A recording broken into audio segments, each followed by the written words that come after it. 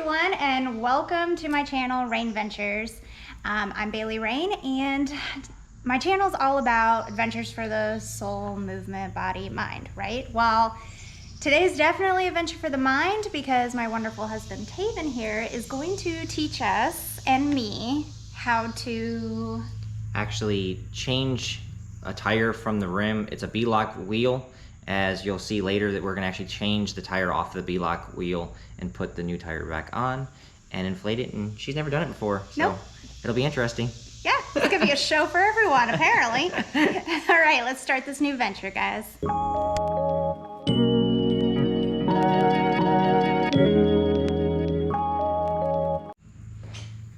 All right, everyone, so the tools that you need today are an impact, 17 millimeter socket for the Kawasaki, that is. Their machines are obviously different.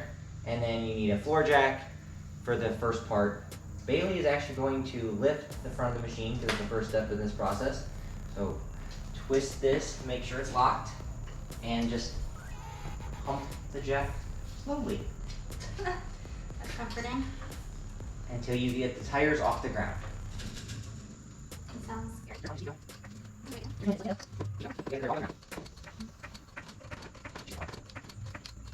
Keep going a little bit. There you go.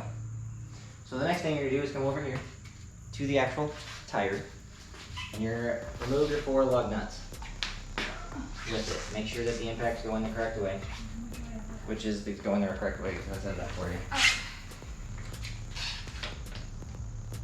Make sure, there you go. Squeeze through. Keep going until, keep going all the way. There you go. Go to the next one.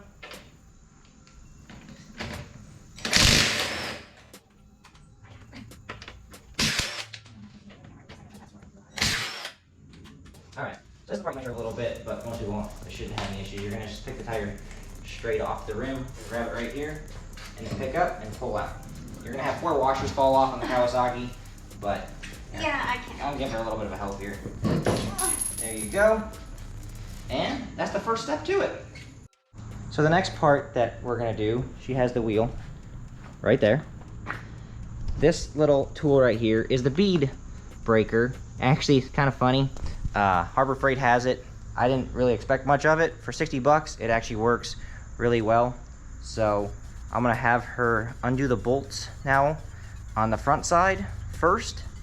Actually, I'm gonna have her take out the valve stem first and then undo the bolts, except we're gonna leave 3 of them in. All right, we're now gonna have her remove the valve stem cover, or the cap, and then actually remove the valve stem in order to release it. I dropped it down there. That's fine, it's no big deal. She's now gonna take the cord remover and remove the valve stem so all the air goes out. Other way.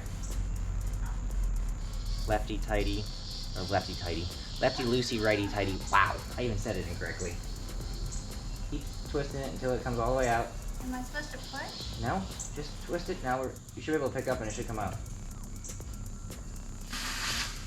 Go ahead, twist it all the way out. There you go. Hello. Alright, so now everyone, we're gonna have her remove the bolts on the actual ring right there. She's gonna leave 3 of them in. That way we can still get the tire off on the back bead. Go ahead. That's enough.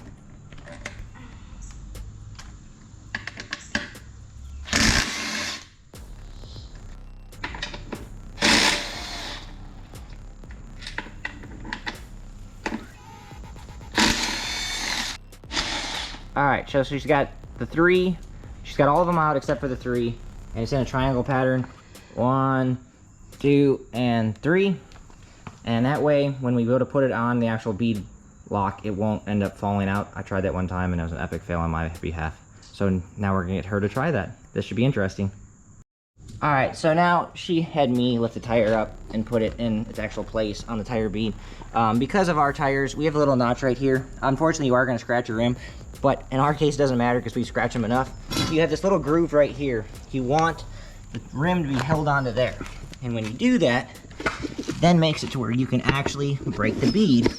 If you see, it's caught right there. So now the rim won't actually move on you. And plus you can put your foot in here and then press down on it.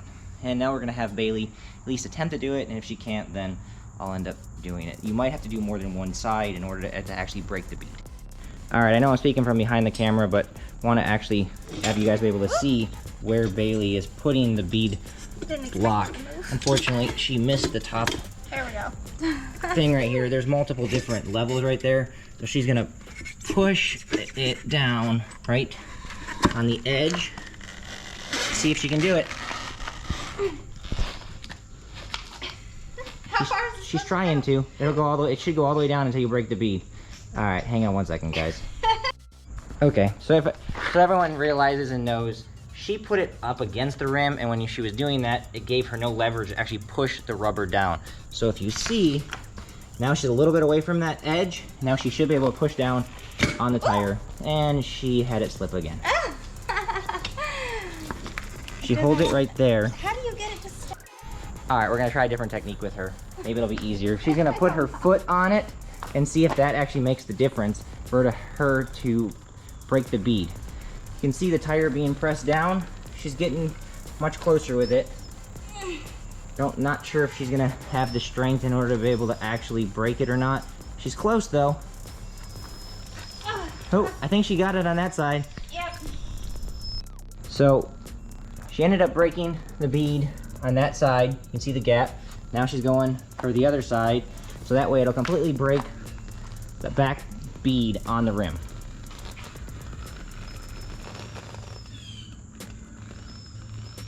She's close. Think she might have gotten it. All right, try to go down one notch on the thing right there. All right, and press down one more time. It's moved on. Yeah. All right. And she just broke the bead on the tire. Woo! All right, everyone, so you can see clearly that she's now broken the back bead on the whole entire tire. She's gonna lift the tire up, or I'm gonna lift the tire up, one of the two. Maybe she can try to lift it up. I don't know.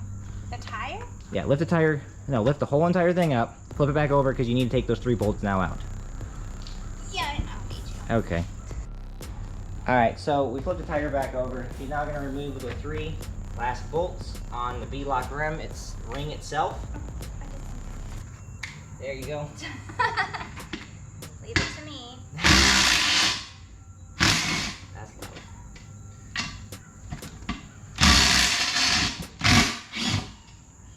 Trying to strip the bolts out, I see. Alright, now the rim is completely free from the tire. That's off. You gotta, unfortunately, sometimes gotta pop the ring off. I was trying to help her with the bolt, that's the reason why I took that away from her. But now we're just gonna clean and wipe off the mud on both this and the rim. So when we go to put the new tire on which we'll show you, it's nice and clean inside there. Alright, so I tagged in here to try to help with this part just because of lifting the tire up in the rim. If you look right here, the easiest way of doing this, at least from what I found, you take your foot on the one side, right here, you lift right here with the rim, and you pull straight out. And now you have the rim out. Like I said, we still got to clean it a little bit, and then we'll see if we can get Bailey to try to push the rim back in the new tire, which is right there. And you do have to be careful about the rotation, which we'll explain that in a little bit. All right, she's now getting some soap mixture. That way she can actually get she can lube the tire up a little bit. And that way it gets the rim, makes the rim a lot easier to be able to push in. So she's getting that taken care of. The more soap that you have, the easier it is. All right, we're now gonna have Bailey put the rim into the new tire and see if she can do that. She needs to pick up a little bit right there, just right about there. And now she needs to angle a little bit, push that side down, and now try to get the back side right there. Come on, she's so close to getting it. She can do it.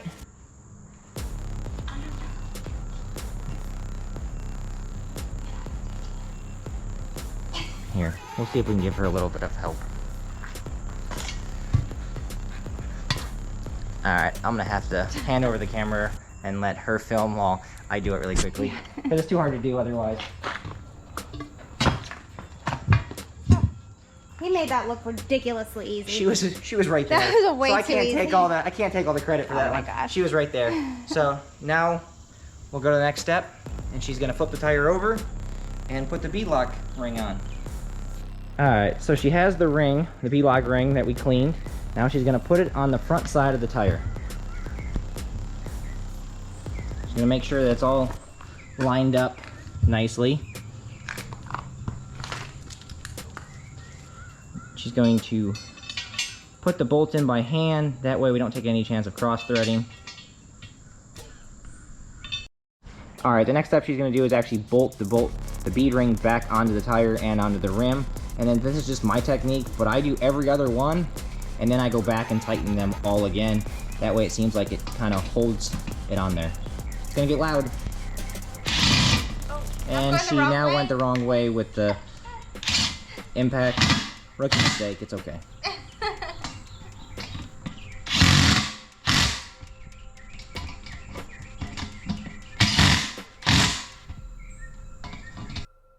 So she's gonna finish tightening all the bolts now. She went and did the every other one, like I said, and she's trying to drown me out, so it's understandable. Now she's confused what she did. Huh? Now she was confused which bolt she already did. Alright, she got the last one done. Now we're going to actually inflate the tire. And this will be a little interesting, but I'm going to make her try to do the whole entire thing by herself. Alright, so now she's going to attach the air inflator to the actual valve stem, whatever you want to call it. She's now going to take and try to flip over the tire. I don't know if she's going to be able to do that or not. I may have to help her with that part of it. But if she flips it over onto the board, the reason we're doing this is that way we can get the back of the tire to seat on it. So it's the only way I was able to figure out how to do it. Alright, so she has the tire position. The piece of wood there, like we said, is just that way we can push down on the actual rim. And as you can see, she's pushing down with her weight. She's going to push all the way down, and she's going to squeeze the trigger on the air to let air start going into the tire. Push down a little bit harder. A little bit harder. Try to bounce up and down a little bit.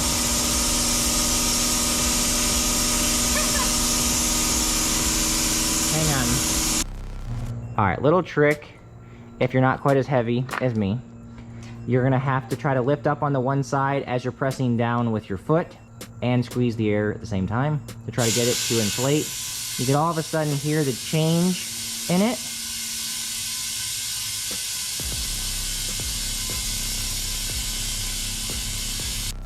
Alright, so she's now going to lift the tire up, and as she's doing that, she's going to keep putting air in it. And when you look, you can see that the bead is already on it, and as she keeps adding air, the tire, that gap is eventually just going to go away. And it's going to make a pretty loud pop. So she wants to slow down the air a little bit. Alright, as you can see, that tiny little gap there, that's the only part that's left. Otherwise, it's all been seated. So now we're going to make Bailey jump when she hears the loud pop.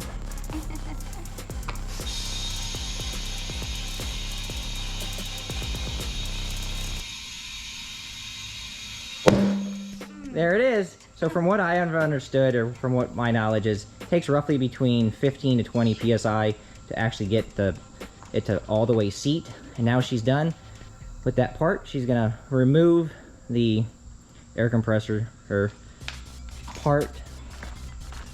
She's gonna let the air out, and then as she's doing that, when she gets up, she'll go and get the valve stem and put it, or the core I should say, and put it back in. And then we're gonna inflate our tires to 10 psi, and there's really not much to film on that, and then we'll show her putting the tire back on the machine.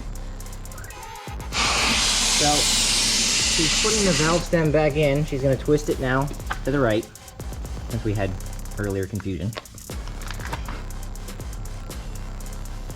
got nice and tight, and that would be it. She's gonna check the pressure and then put the cap back on, and then we're ready to go. She's gonna finish putting the tire back on. I helped her with just getting it on the actual machine. She's gonna tighten up the lug nuts.